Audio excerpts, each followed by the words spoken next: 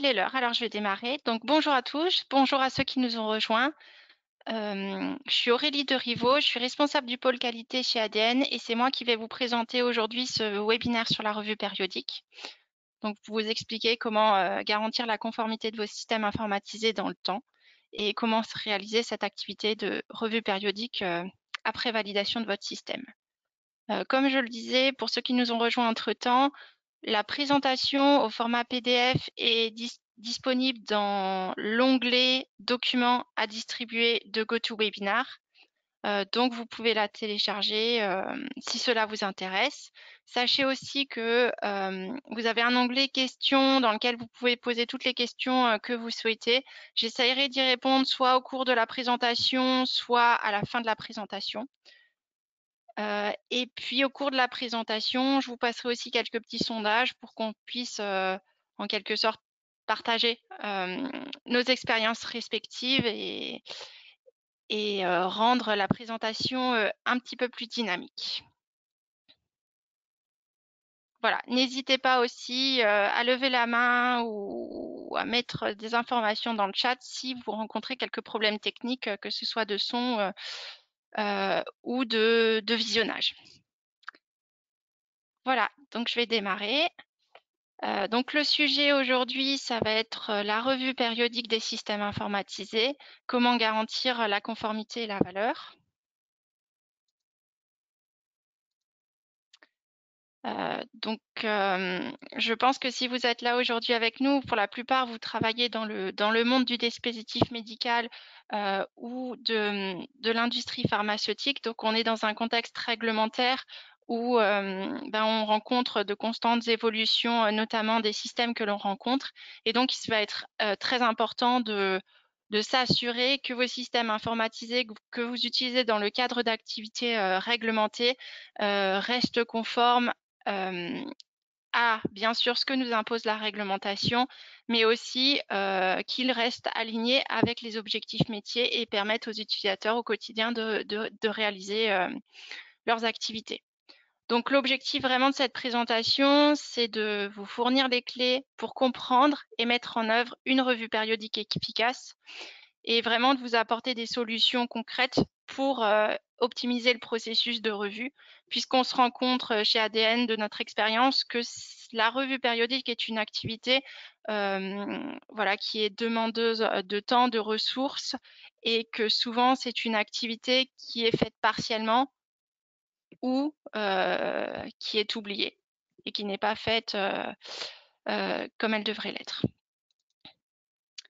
Donc, petite présentation d'ADN. Donc, ADN est une société qui a été fondée en 1993. Donc, on est environ 40 collaborateurs répartis essentiellement sur 2 sites, Paris et Lyon. Sachant qu'on a des clients dans toute la France. Donc, voilà, on couvre vraiment la France entière et même l'étranger. Et tous nos consultants sont répartis en 4 centres de compétences. Donc le pôle qualité dont je m'occupe, qui aura essentiellement des activités sur tout ce qui est système de management de la qualité outillé, la validation des systèmes informatisés et toutes les activités qu'on va retrouver autour de ces validations et de la conformité continue des systèmes. On a un pôle agilité qui est en quelque sorte notre pôle technique qui nous propose des solutions pour mener à bien notre travail et surtout optimiser et apporter plus de valeur aux activités qualité. Une équipe ingénierie système qui sera plus dans tout ce qui est gestion des exigences et un pôle sérialisation.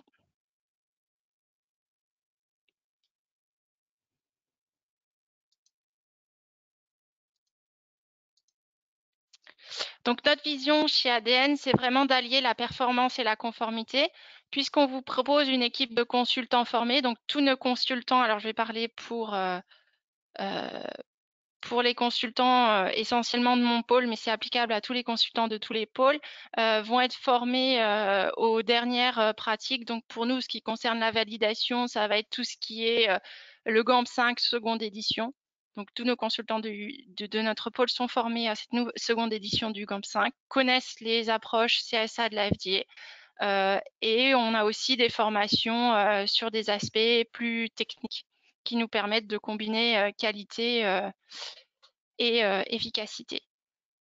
Chez ADN, on fonctionne souvent en binôme entre une équipe qualité et une équipe technique qui permet vraiment d'allier nos savoir-faire et de proposer des solutions plus efficaces, tout en répondant toujours aux exigences réglementaires qui régissent nos métiers au quotidien.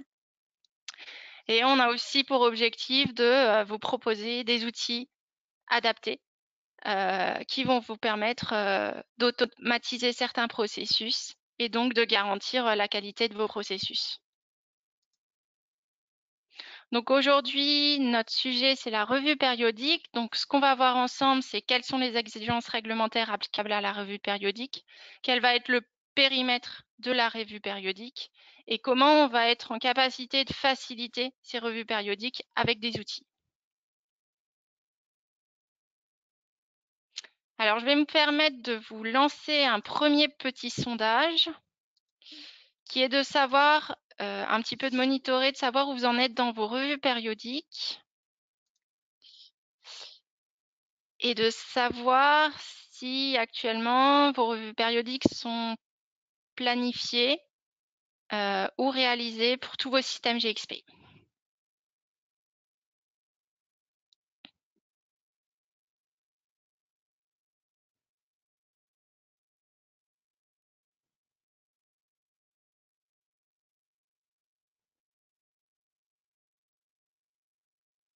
Très bien, je vois qu'il y a encore des gens qui répondent. Je vais vous laisser répondre et puis je vais clore le sondage.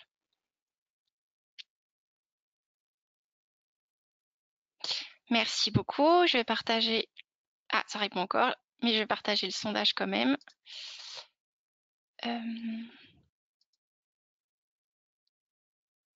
Voilà, donc on est sur 58% de revues périodiques planifiées et réalisées, 4% de revues périodiques non réalisées et 38% avec des revues planifiées et réalisées partiellement.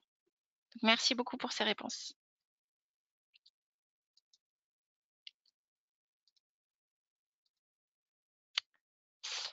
Donc la revue périodique va vraiment être un pilier pour votre maintien en l'état validé. C'est ce qui va vous permettre de prouver la conformité de votre système pendant tout au long du cycle de vie, donc pendant toute l'utilisation du système et même lors de son retrait. Donc c'est vraiment quelque chose qui va vous permettre de démontrer que vous restez conforme aux exigences réglementaires tout au long du cycle de vie du système.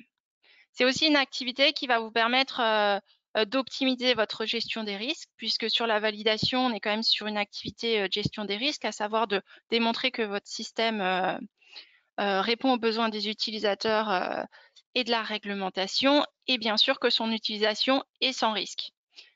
Donc là, la revue périodique va nous permettre de garantir que ces risques ou les potentiels nouveaux risques inhérents aux évolutions du système vont rester maîtrisés. C'est aussi une activité qui permet de faire de l'amélioration continue, puisqu'on le verra par la suite, on a un certain nombre de données d'entrée dans nos revues périodiques, et ces données d'entrée vont nous permettre d'avoir des informations, à savoir est-ce que des axes d'amélioration, des actions correctives sont à mettre en place pour garantir, encore une fois, la conformité de notre système. Donc la revue périodique, elle va intervenir après la phase de validation initiale. Donc c'est une activité à part entière de validation, puisque la validation ne se limite pas à la validation initiale du système. Donc c'est une fois que le système est en production, que nos utilisateurs s'en servent, on va avoir des revues périodiques à une fréquence prédéterminée au sein de votre entreprise qui va dépendre de la complexité, de la nouveauté, de la connaissance qu'on a du système et qui va permettre de vérifier que le système reste dans un état validé, donc que la validation initiale qu'on a faite a été maintenue, que la documentation de validation a été maintenue, que tous les risques sont toujours maîtrisés, de vérifier que le système est conforme aux exigences réglementaires, puisqu'on le verra par la suite, on travaille dans un contexte régulé, donc on peut ça, c'est pas on peut, il y a des évolutions réglementaires qui vont faire qu'on va devoir s'y adapter et s'assurer que notre système y répond toujours. Et bien sûr, garantir l'accès à long terme aux enregistrements électroniques et à toutes les preuves qu'on doit garder sur une durée prédéfinie.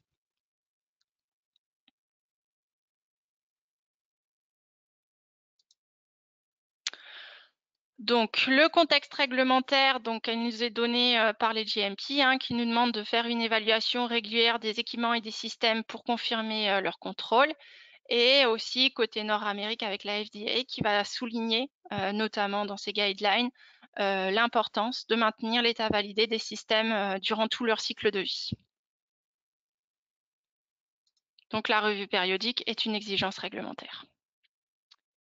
Quand on va faire notre revue périodique, on va avoir un certain nombre d'éléments qui vont être des données d'entrée de cette revue. Donc on va retrouver tous les audits, que ce soit des audits internes, des audits externes, qui vont nous permettre voilà, d'avoir des informations sur la conformité de nos systèmes. On va avoir tout ce qui est évolution, donc les modifications de la configuration, les mises à jour, qu'elles soient faites par la société ou par l'éditeur du logiciel. Donc tout ça devra être pris en compte. Tout ce qui est déviation, problème, incident, anomalie. On va devoir faire des analyses pour savoir si on n'a pas des récurrences ou des choses qui remettraient sérieusement en cause la conformité de notre système ou en tout cas la bonne utilisation de notre système. Et tous les éléments de maintenance qui vont devoir être vérifiés pour s'assurer qu'on est en capacité de garantir l'intégrité de nos données, qu'on est capable de réagir en cas de problème.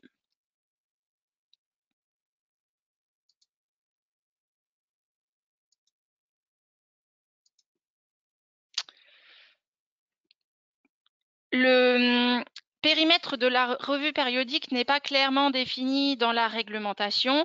Néanmoins, on va retrouver un certain nombre d'éléments qui vont se retrouver dans toutes les revues périodiques. Donc là, je vais vous donner les éléments qui sont pris en compte quasi systématiquement dans toutes les revues périodiques de systèmes informatisés. Mais voilà, libre à vous d'ajouter certains éléments si vous le jugez nécessaire en fonction de la complexité, de l'évolution et de la connaissance que vous avez de notre système. Donc en systématique, on va retrouver tout ce qui est suivi de la conformité réglementaire, suivi de l'audit trail, suivi de la gestion des changements, suivi de la documentation, suivi des utilisateurs et suivi de la maintenance. Donc dans la suite de ma présentation, je vais vraiment vous dérouler chacun de ces points et voir quels sont les points, quelles sont les questions qu'on va devoir se poser dans le cadre de notre revue périodique pour s'assurer du suivi de ces différents éléments.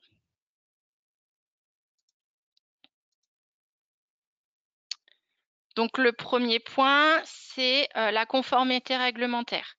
Donc, vous le savez probablement mieux que moi, on a une réglementation qui évolue dans le temps, des nouveaux textes qui sont publiés, mis à jour, de nouvelles guidelines qui sont mises à disposition. Et donc, au moment de la revue, on va se poser la question de savoir est-ce que entre ma validation initiale et le moment de ma revue ou entre mes deux revues périodiques, est-ce que on a eu une évolution de la réglementation? Est-ce que potentiellement, j'ai des points qui n'ont pas été couverts par ma validation initiale et qui doivent être pris en compte maintenant? Donc, tous les écarts à la réglementation devront bien sûr être corrigés pour nous assurer de la conformité avec les réglementations auxquelles on est soumis. Donc là, les questions clés qu'on va se poser, c'est de savoir est-ce qu'il y a eu une évolution réglementaire sur la période étudiée? Est-ce que j'ai déjà connaissance de futurs textes de draft ou de futurs textes qui vont être publiés ou applicables dans les mois, années à venir et auxquels je vais devoir me soumettre? Et donc, tous ces textes ou futurs textes devront être analysés pour qu'on s'assure que notre système réponde toujours à la réglementation applicable ou qui sera applicable dans la période à venir.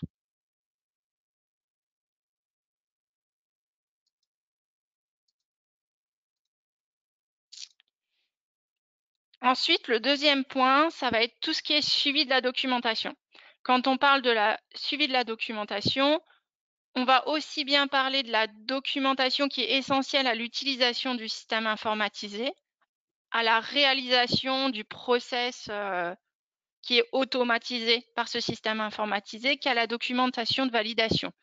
Donc pour la documentation essentielle, on va retrouver tout ce qui est procédure, instruction et formation pour l'utilisation et la réalisation des tâches quotidiennes. On va aussi retrouver tout ce qui est mis en place pour la maintenance du système, la gestion du fonctionnement dégradé, la gestion des déviations. On va même, et c'est pas écrit là, retrouver tout ce qui est la gestion des changements. On va aussi retrouver tout ce qui est la gestion de l'administration. Quand j'ai un nouvel utilisateur ou un utilisateur qui quitte l'entreprise, voilà, comment je vais gérer l'attribution des droits, tout ça, comment je vais administrer mon système. Et on va aussi retrouver toute la documentation de validation. Donc, on va se poser la question de savoir, est-ce que mon dossier de validation est à jour? Est-ce que mes spécifications qui sont décrites dans ma documentation reflètent mon système actuel? Est-ce que dans le cas des changements, j'ai bien tout pris en compte est-ce que j'ai bien mis à jour ma documentation de validation? Est-ce que ma matrice de traçabilité reflète le système actuel, etc. Donc vraiment, est-ce que ma documentation de validation que j'ai créée lors de ma validation initiale va suivre l'évolution et reflète bien l'évolution de mon système?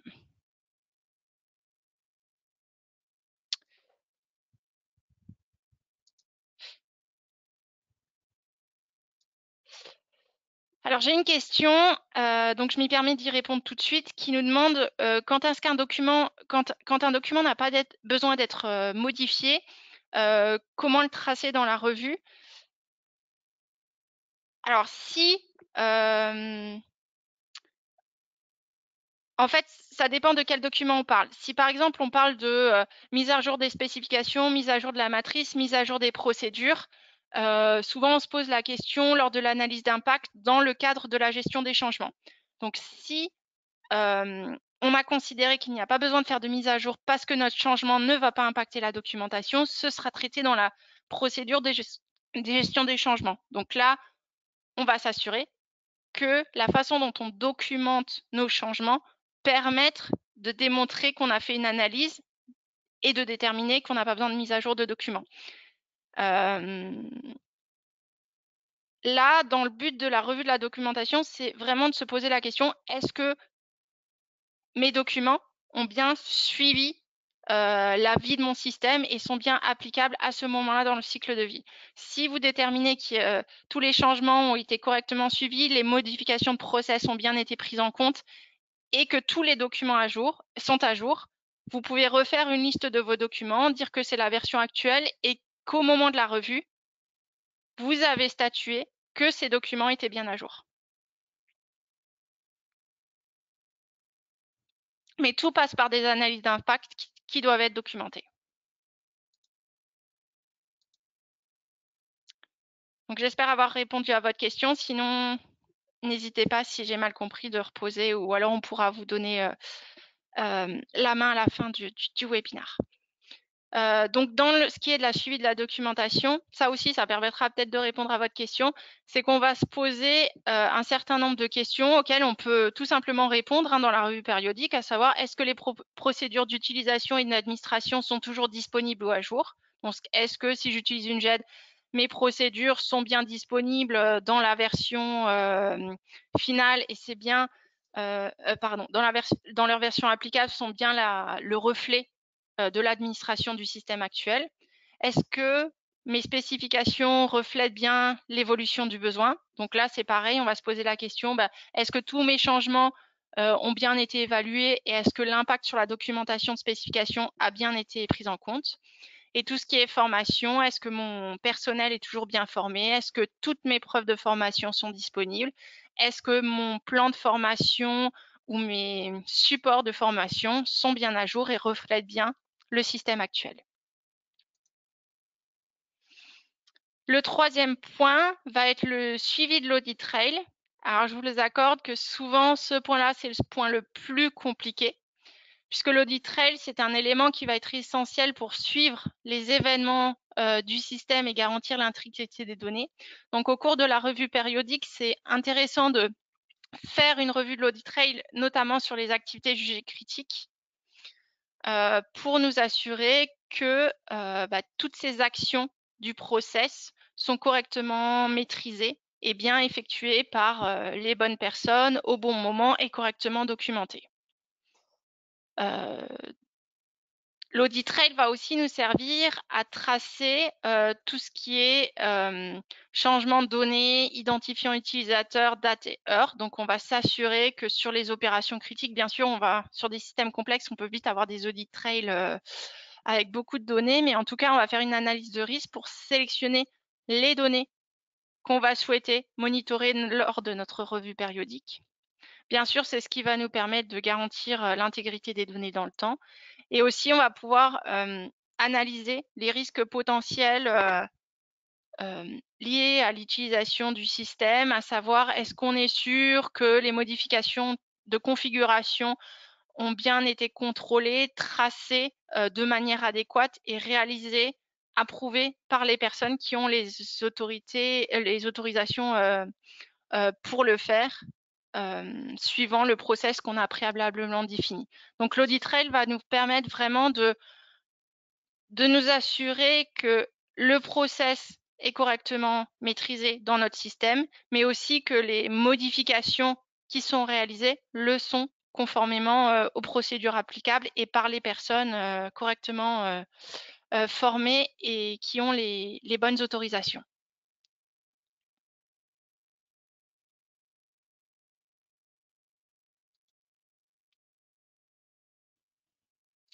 Donc, quand on fait une revue d'audit trail, ce qui est important, c'est de commencer par faire notre analyse de risque pour savoir qu'est-ce qu'on va monitorer lors de notre revue d'audit trail.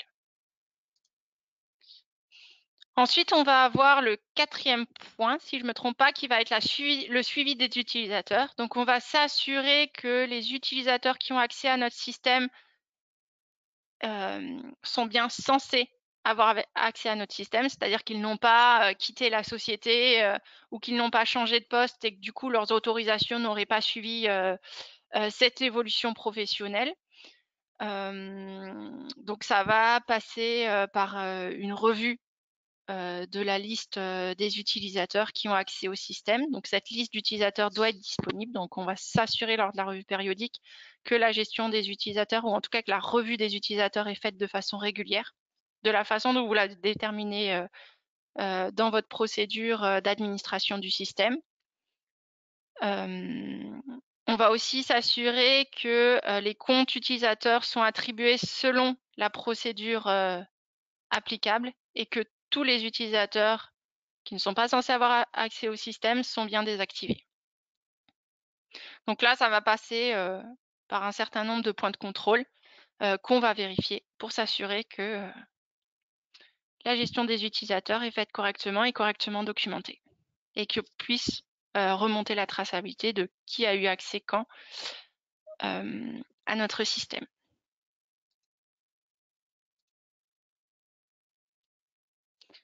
Ensuite, on va avoir un autre élément de suivi qui va être très important, c'est tout ce qui va être la gestion des changements. Alors, ce point est d'autant plus problématique ou important, j'ai envie de dire, si on est sur un système cloud ou SaaS sur lequel on n'a pas forcément la maîtrise de la mise en production des différents changements. Donc là, on va se poser la question, voilà, si vous êtes sur du on-premise, de tout ce qui est actif physique, les locaux, les serveurs, le stockage, le réseau, tout ce qui est changement sur le logiciel ou l'application.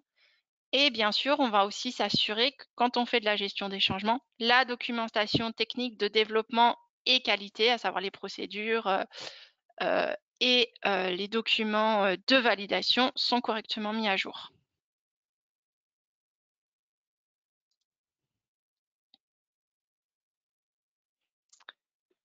Donc, pour ce qui est de la gestion des changements en validation, on sait que ce processus va suivre vraiment des étapes qui sont prédéfinies et structurées.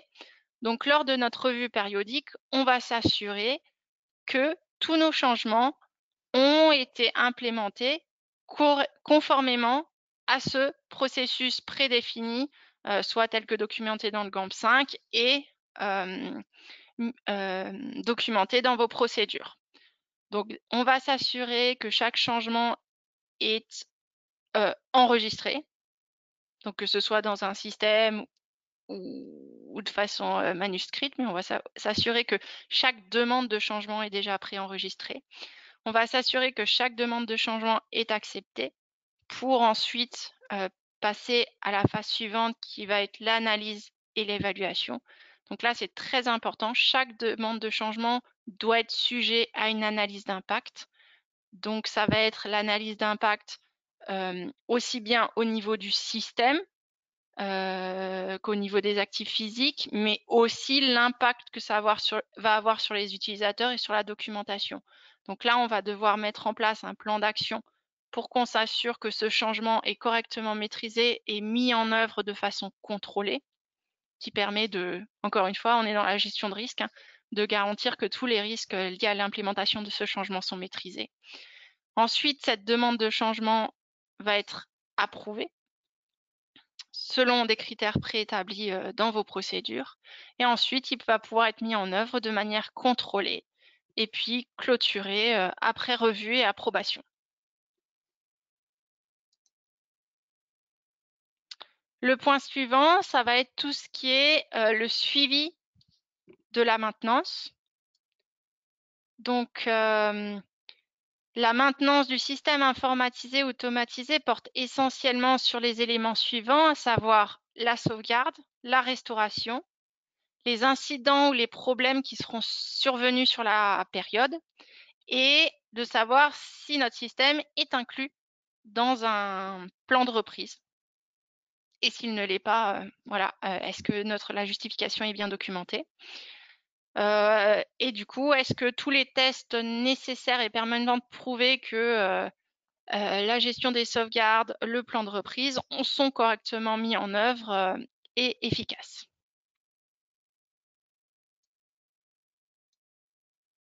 Pour ce qui est des incidents, des problèmes, on va faire vraiment une analyse des incidents qui sont survenus sur la période et déterminer si potentiellement un incident qui serait récurrent ou des choses qui reviennent régulièrement ou des choses qui ont potentiellement mis en péril l'activité doivent être sujets à la mise en place de plans d'action ou de correction pour remédier à cette récurrence.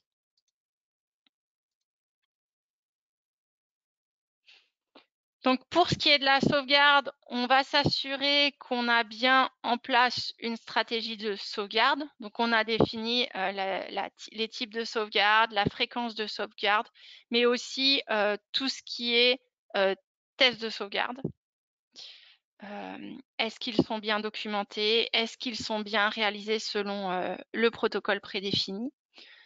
Tout ce qui est stockage, hein, donc on va se poser la question, est-ce qu'on est capable, est-ce que, en tout cas, la sauvegarde de nos données est réalisée sur des supports fiables et diversifiés? Donc là, on se posera aussi la question sur le cloud, est-ce qu'on a vraiment la maîtrise de l'enregistrement qui est réalisé? Est-ce qu'on est capable, avec notre éditeur, d'avoir une confiance suffisante pour être sûr que nos données seront stockées pendant la période adéquate qui est définie par la réglementation? On va s'assurer qu'on est capable de restaurer nos données en cas de problème. Donc ça devra être testé, documenté, encore une fois, selon la période prédéfinie dans vos procédures. Et voilà, tout ça va être sujet à des tests réguliers pour s'assurer de l'intégrité et de l'accessibilité des données. Donc, lors de la revue périodique, on va s'assurer que les tests qui ont été prédéfinis dans les différents protocoles sont bien réalisés à la fréquence nécessaire, qu'on a bien les preuves permettant de nous assurer que on peut garantir l'intégrité des données pendant tout le cycle de vie du logiciel et pendant la durée à laquelle on est soumis à la conservation de ces données.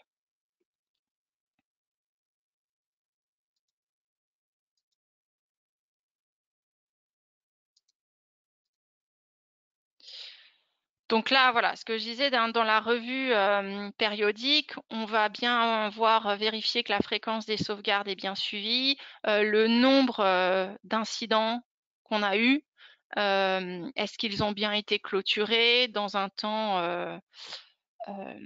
acceptable? Est-ce qu'on a bien notre plan de reprise? Et voilà, tout ça, ce sera documenté dans la revue périodique. Est-ce qu'on a bien les preuves des tests de sauvegarde? Est-ce qu'on suit bien la fréquence prédéfinie, etc. pour les tests?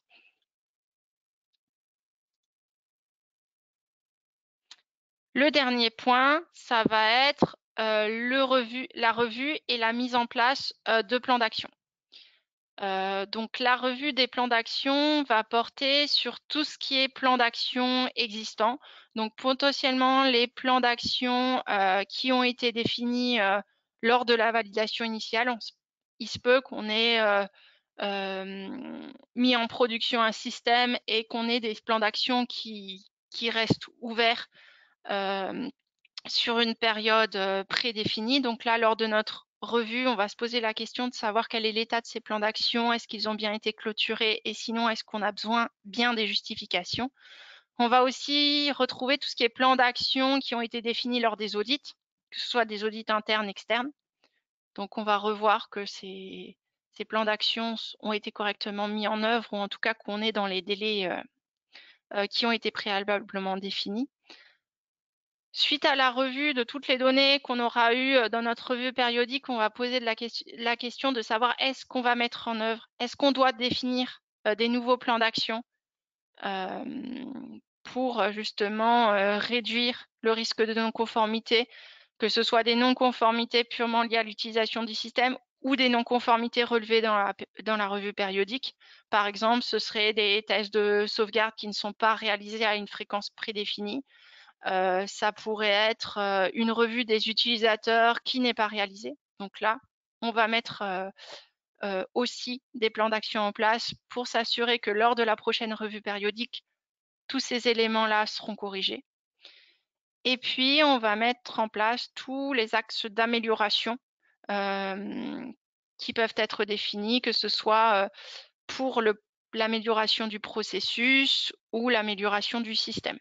Donc, ça va pouvoir être la mise en place, la détermination de mise en place d'un nouveau changement suite à des non-conformités récurrentes sur le système. Ça va pouvoir être la mise en place d'amélioration de process, de procédures, etc.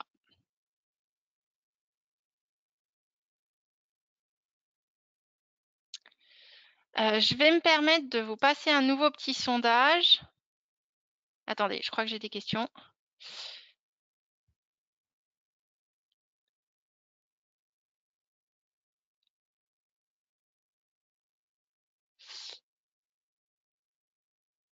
J'ai beaucoup de questions. Donc, pour pas monopoliser le temps, je vais me permettre de vous lancer un nouveau petit sondage. Comme ça, pendant que vous y répondriez, je vais pouvoir consulter les questions. Donc, le petit sondage, c'est de savoir quelle est selon vous la plus grosse difficulté concernant la revue périodique.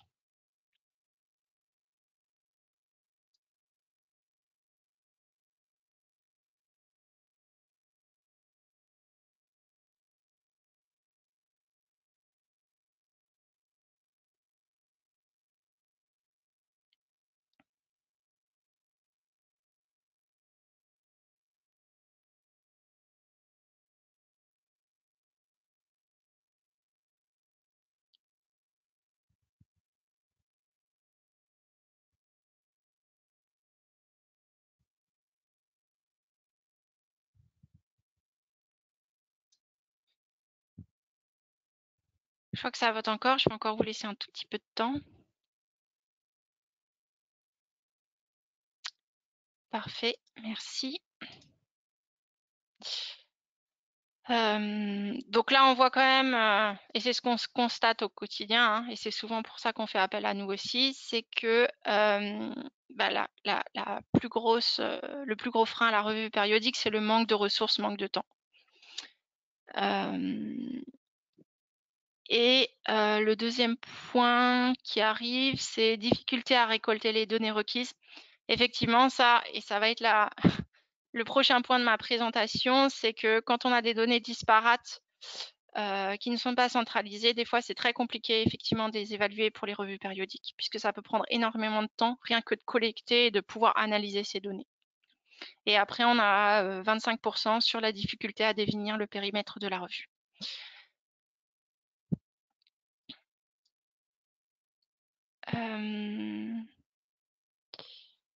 Donc j'avais une question sur l'audit trail où on me disait que effectivement l'audit trail, la revue de l'audit trail fait partie du process business et doit être couvert selon les attendus d'une évaluation. Donc cela est fait en routine et pas lors de la revue périodique car il serait trop tard.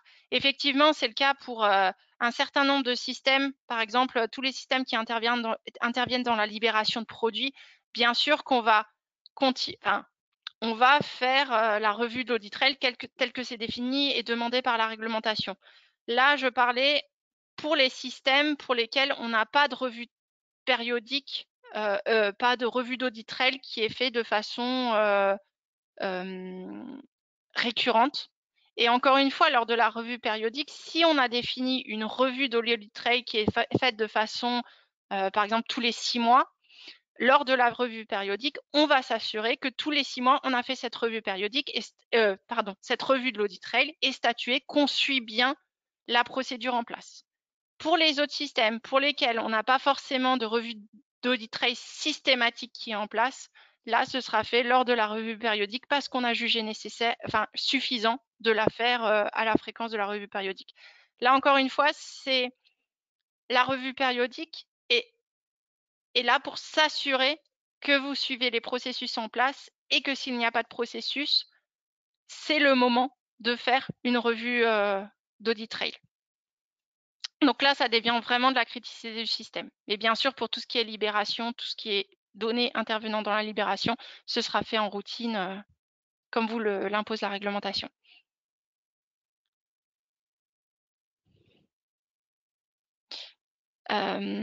J'avais une question qui était comment peut-on vérifier ce point, une revue des tickets par exemple.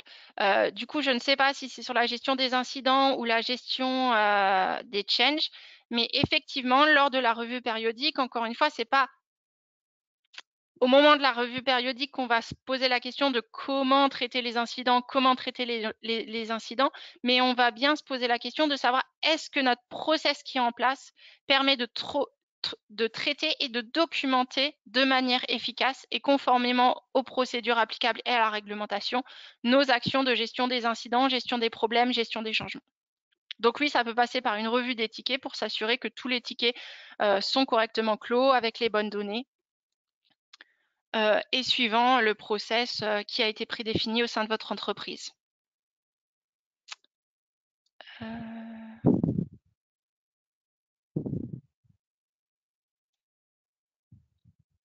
J'ai une question sur le temps. Alors, j'avais une slide plus loin, mais c'est pas grave, je vais y venir. Je suis d'accord que c'est très important. L'estimation du temps moyen nécessaire pour la réalisation d'une revue périodique d'un système critique.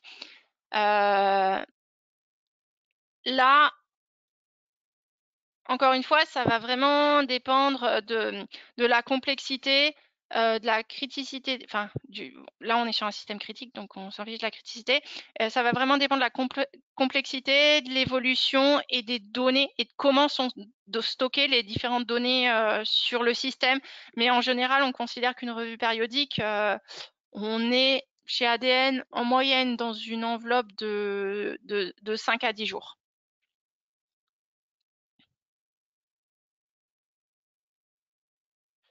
J'ai une question de savoir comment peut-on vérifier que les accès ont bien été gérés. Alors déjà, les accès, pour vérifier qu'ils soient bien gérés, ça veut dire qu'il faut préalablement, on ait une procédure d'administration et une matrice de gestion des droits qui soit en place et suivie par les administrateurs et s'assurer que tout est documenté, encore une fois, conformément à ce qui vous est défini dans ces procédures. Donc, c'est l'établissement en amont de votre procédure de gestion des droits qui vous permettra de vérifier que tout est correctement mis en place et correctement documenté.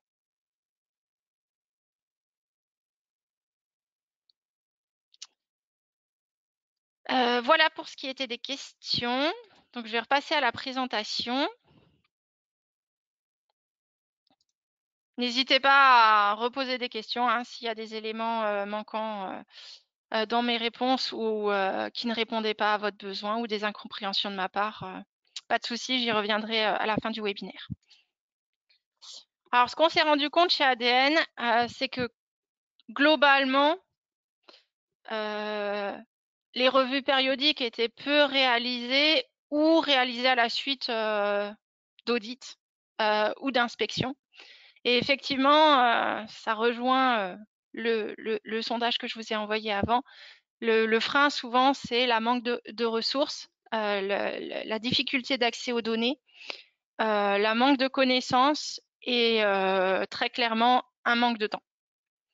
Néanmoins, on se rend compte que réaliser ces revues périodiques permettent quand même de gagner du temps à long terme, puisqu'on se retrouve souvent avec des sociétés aussi qui nous demandent de revalider le système, puisque pour ces questions de coût et de temps, on a eu une mauvaise mise en place de gestion des changements, des incidents, qui font que la validation initiale est devenue totalement obsolète et donc forcément, on doit repasser par une validation presque intégrale ou en tout cas partielle, ce qui souvent a un coût bien plus important que le coût de la réalisation de la revue périodique.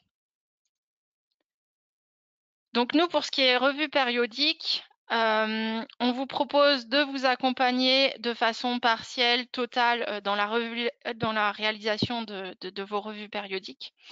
On peut aussi, soit suite à des revues réalisées par nos soins ou réalisées par vos soins, faire des études pour améliorer tout ce qui est gestion des incidents, des changements, soit de configuration, potentiellement le suivi des montées de version qui sont faites par des éditeurs, notamment pour des systèmes cloud, tout ce qui est sauvegarde, restauration, archivage. Donc voilà, on est capable d'intervenir sur ces différents points.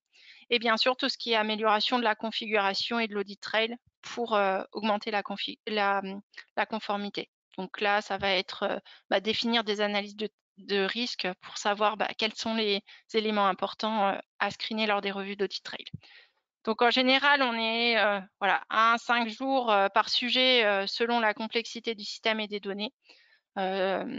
Et sur la réalisation de la revue périodique, comme je vous le disais, on est sur du 5 à 10 jours, mais encore une fois, ça dépend de comment sont disponibles les données, du champ que vous nous confiez. Est-ce que c'est voilà, on réalise de notre côté la collecte des données et on fait une revue périodique intégrale ou partielle suite à la réception des données. Alors nous, chez ADN, ce qu'on vous propose pour faciliter ces revues périodiques, c'est vraiment de centraliser l'information. Donc, l'objectif, c'est de centraliser toutes les informations qu'on a vues juste avant, la gestion des changements, des incidents, la documentation de validation, la documentation technique, la documentation métier, dans un même outil, justement pour faciliter la collecte des données et la revue périodique. Donc forcément, à long terme, c'est un gain de temps pour la revue et aussi une amélioration de la qualité, puisque qui dit données centralisées dit accès facilité à l'information et exhaustivité de l'information au même endroit. Et bien sûr, tout ça va participer à garantir la conformité du système.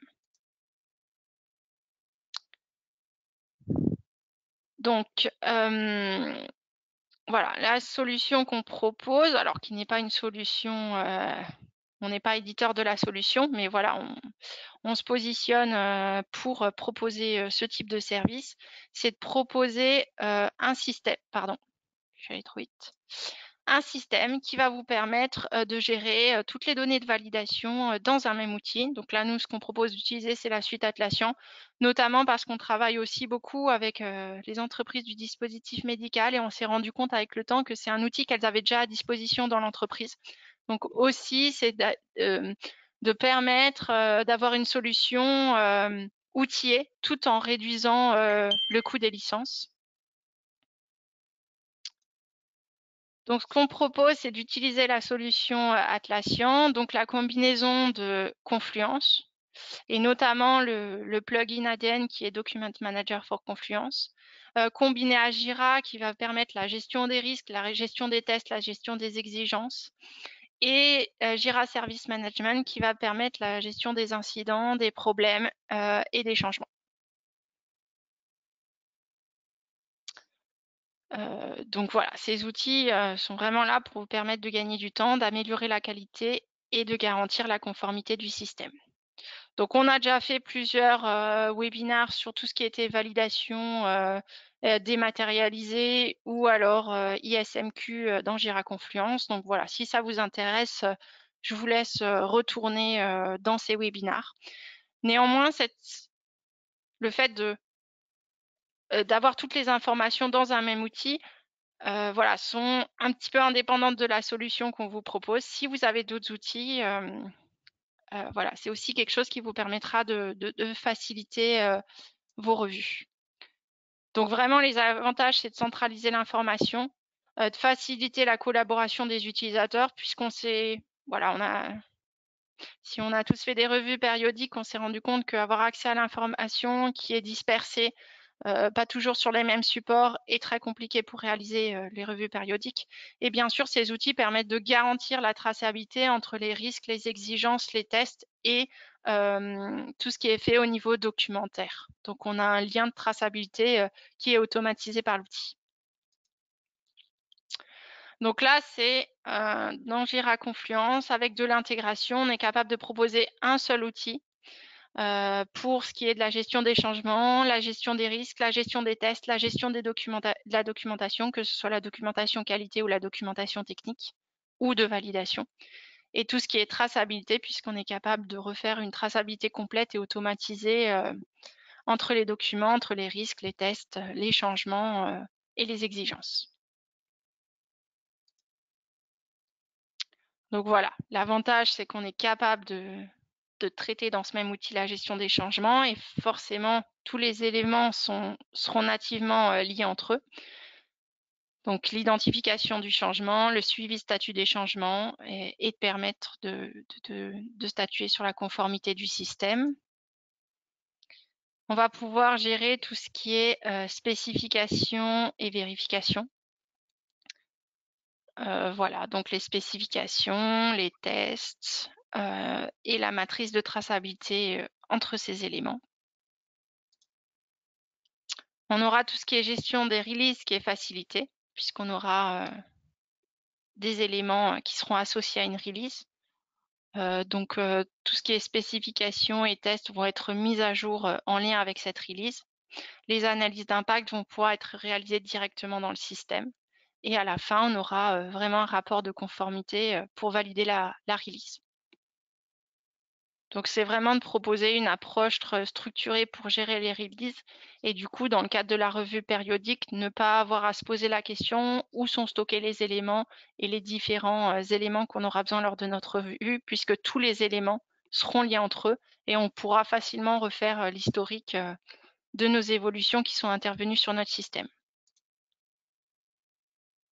Donc, très clairement, dans le cadre de la gestion des changements, utiliser de tels outils, c'est augmenter la fiabilité de la traçabilité, puisque cette traçabilité, elle est automatisée et produite par l'outil. Parce que voilà, on sait tous, si on a fait des matrices de traçabilité sous Word ou Excel, que dans le cadre de la gestion des changements, souvent les mises à jour sont oubliées ou faites de façon partielle, ou en tout cas, c'est un risque.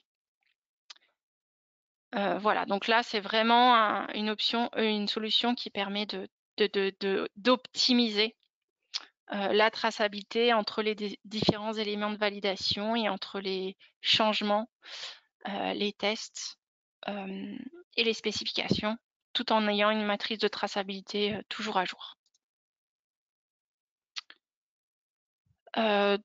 Donc voilà, plus globalement chez ADN, ce qu'on vous propose, c'est vraiment de gérer vos projets de validation, hein. Donc que ce soit de la gestion de projet pour coordonner les équipes IT, métiers, qualité, construire des dossiers de validation, que ce soit des validations initiales, des gestions des changements, des revues périodiques qui vont être conformes au GMP et au GAMP 5 dans sa seconde édition. Et bien sûr, je ne l'ai pas noté là, mais au-delà, à toutes vos réglementations métiers applicables, au 21 CFR Part 11.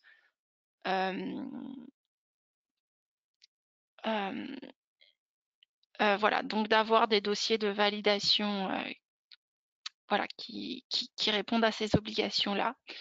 On vous propose vraiment d'avoir une stratégie de validation qui soit adaptée aux risques et au système. Ça veut dire que chez ADN, on ne propose pas, encore une fois, c'est selon sur votre accord et selon vos besoins, on propose une stratégie de validation qui est vraiment adaptée au système et aux risques. Ça veut dire qu'on ne va pas forcément vendre et réaliser le même effort de validation sur un système jugé moins à risque qu'un autre. On va vraiment, notre objectif, c'est de mettre les coûts et les ressources là où c'est vraiment nécessaire. Donc encore une fois, sur la validation, on est sur de la gestion des risques. Donc vraiment mettre les coûts et les ressources là où on a besoin d'avoir une maîtrise des risques optimum. Et voilà, donc on intervient dans toutes les validations, que ce soit la planification des activités, la rédaction des livrables, du plan de validation jusqu'au rapport de validation, la conduite des tests. Voilà, que ce soit QO, QI, QP, QM. On intervient aussi dans les migrations. Voilà, au-delà de ces mots-là, dans toutes les stratégies de test que vous souhaitez mettre en œuvre. Voilà, donc on a aussi une offre de formation. Donc si vous souhaitez être formé sur les différents aspects de la validation, on est à votre disposition. On pratique aussi, si vous êtes utilisateur de systèmes cloud ou SaaS, on pratique des audits de fournisseurs. Voilà. Et on vous accompagne où on réalise tout ce qui est création des différents livrables, ou en tout cas données de validation. On a 4 types de prestations, hein, une formation capacitaire, au forfait, régie, au centre des services. Donc voilà, là, c'est suite à la consultation, on s'adapte au mieux à votre besoin. Et encore une fois, l'expertise de nos consultants, c'est d'être formés. Donc on est vraiment formé sur les dernières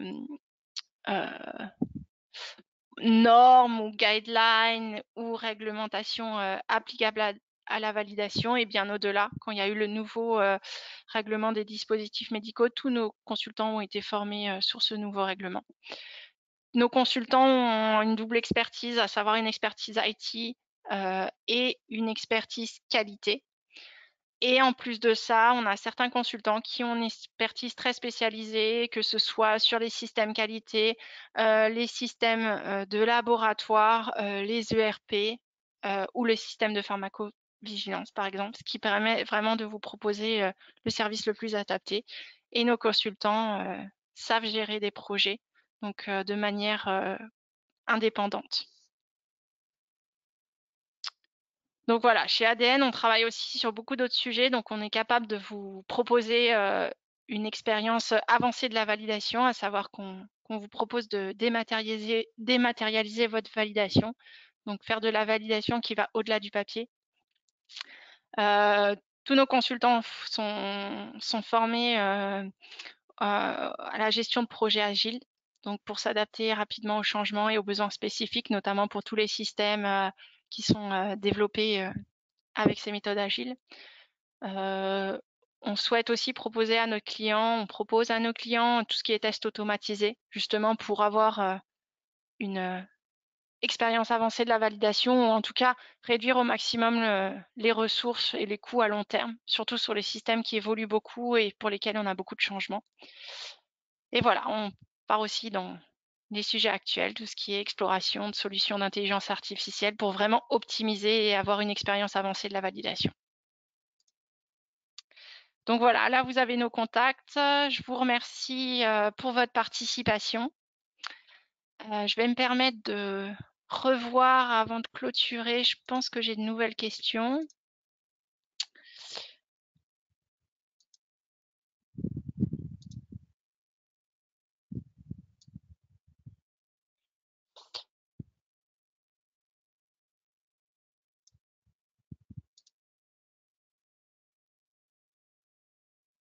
Ah mince, je suis désolée. Je ne vous avais pas partagé mon écran. Enfin, j'avais pas fermé le sondage. Je suis désolée, mais du coup, vous avez n'hésitez pas, je suis vraiment désolée pour cette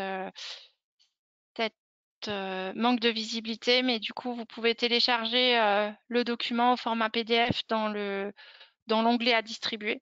Et du coup, vous retrouverez tout ce que je vous ai dit et les slides qui supportaient tout ce que j'ai dit.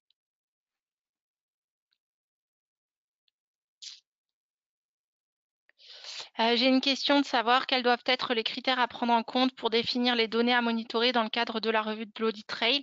Là, encore une fois, c'est votre analyse de risque qui déterminera les données que vous allez avoir à auditer. Donc, ça va être celles qui auront potentiellement, comme toujours en validation, hein, tout ce qui est risque patient, produit, conformité réglementaire.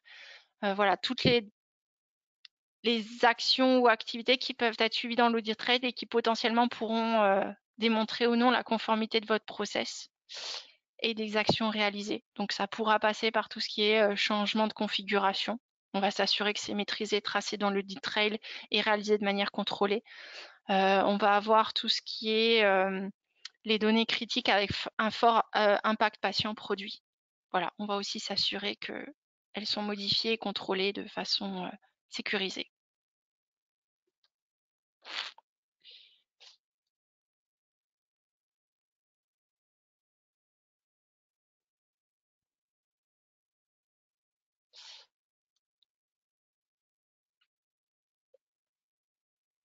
Oui, alors on a une question à savoir si on fait des formations Jira Confluence. Oui, on fait des formations Jira Confluence, soit des formations administration Jira Confluence, soit des formations en tant qu'utilisateur.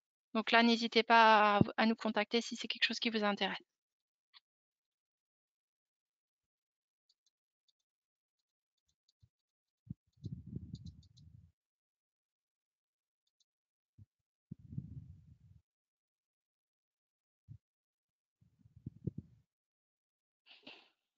Alors, j'ai une question sur les plans d'action, à savoir est-ce qu'on propose des solutions pour le suivi, la traçabilité, le suivi des responsabilités des parties prenantes pour qu'elles soient faites en temps voulu. Alors là, ce qu'on propose, c'est voilà, on fait de l'intégration Jira pour avoir une gestion des actions préventives et correctives dans Jira qui permettent d'avoir des workflows avec des responsabilités, un suivi, des dashboards et des transitions contrôlées qui permettent vraiment de suivre vos actions correctives et préventives en temps et en heure avec des jalons temporels, pareil, qui peuvent être personnalisés ou intégrés dans l'outil.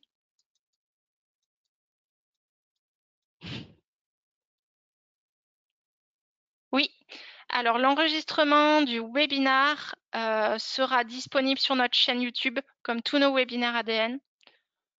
Donc voilà, vous les retrouverez sur notre site, sur notre chaîne YouTube d'ici quelques jours. Vous retrouverez l'enregistrement de ce webinaire. Et encore une fois, pour ce qui est du support de présentation, il est disponible dans l'onglet documents à distribuer.